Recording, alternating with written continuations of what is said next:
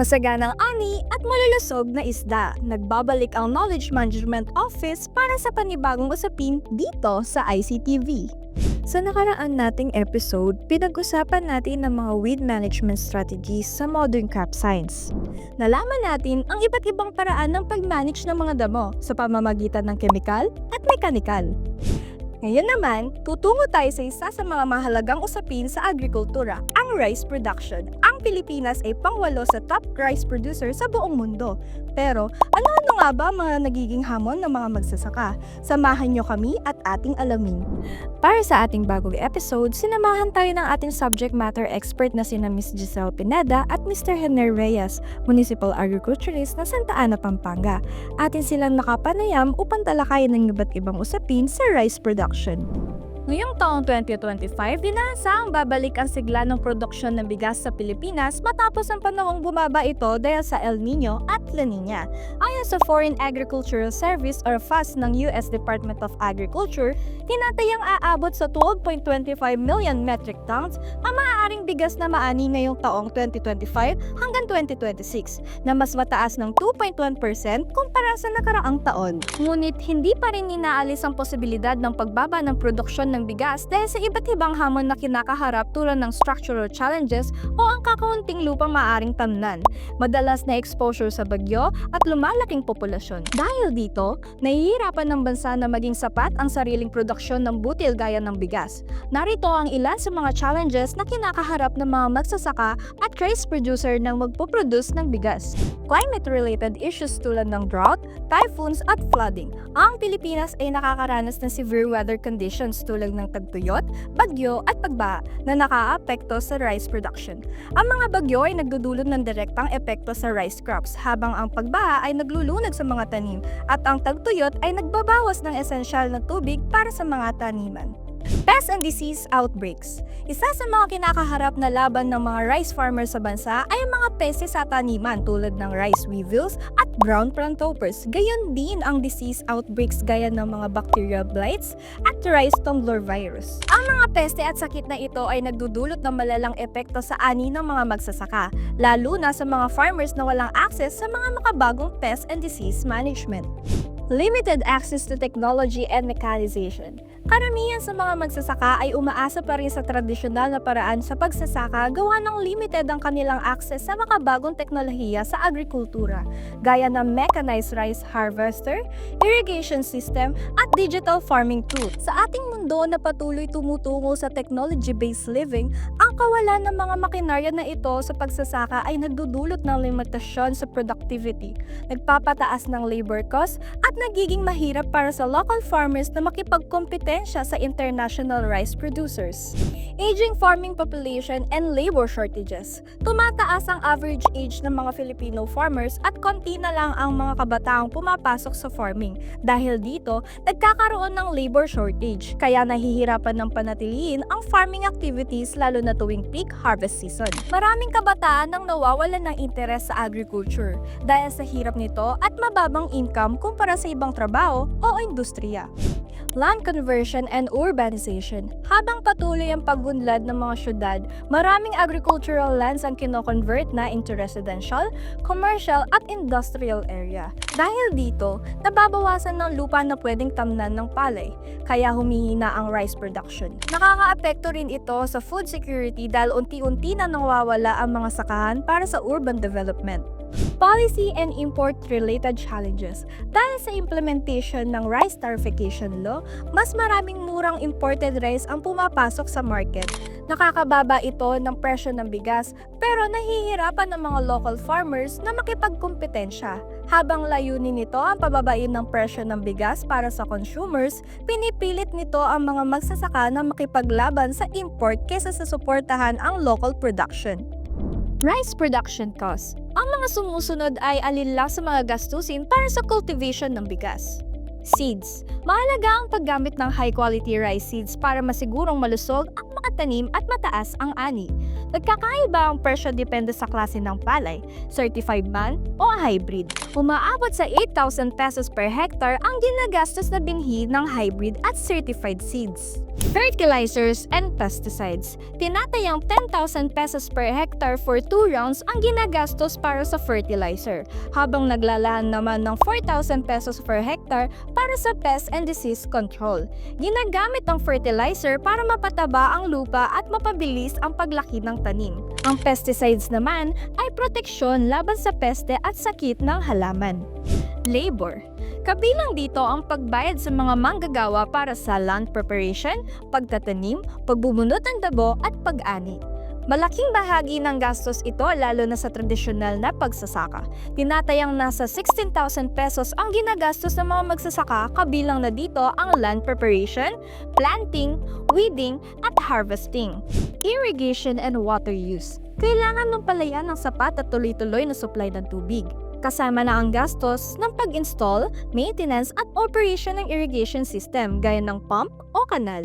May bayad din minsan ang paggamit ng tubig. Nasa 3,000 pesos per hectare ang gagastusin sa pagpapatubig.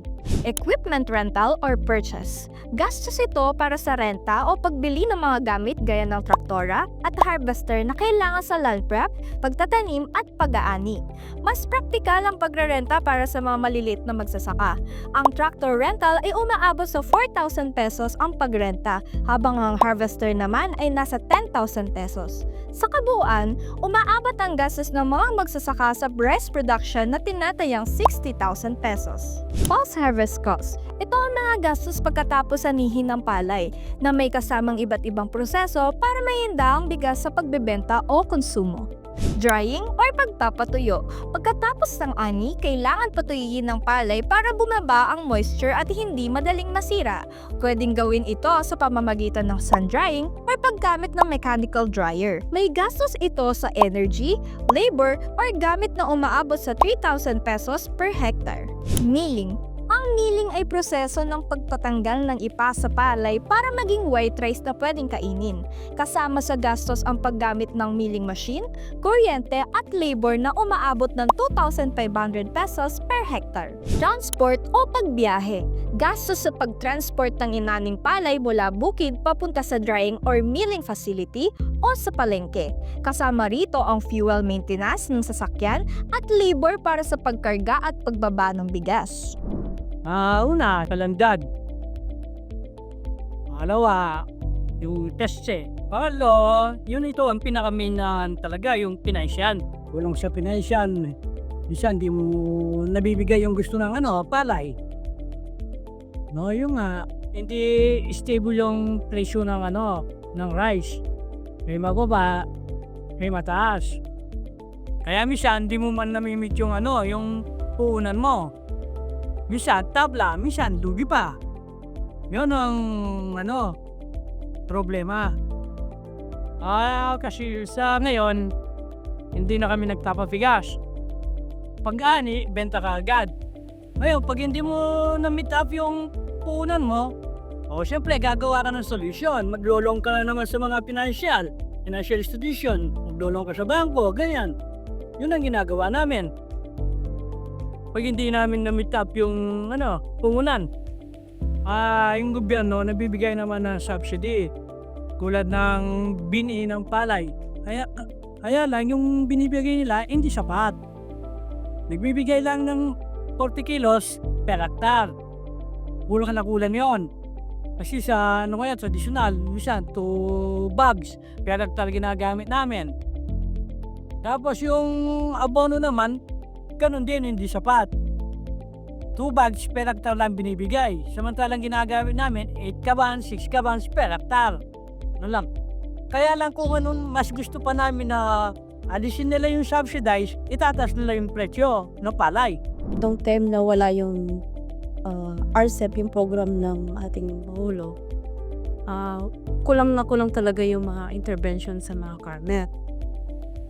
Kulang yung mga seeds namin kasi walang talagang support from the government talaga. So wala po nung bago po dumating yung RCEP ngayon. So ngayon, nung dumating po yun, simula po kay Secretary William Dar, siya po yung nag-introduce dun sa RCEP, tsaka kay Senator Villar. So nagkaroon, unti-unti po, lumalaki yung kita ng mga farmer po namin. Lahat po ng mga, meron po kaming 10 Farmers Cooperative Association na active.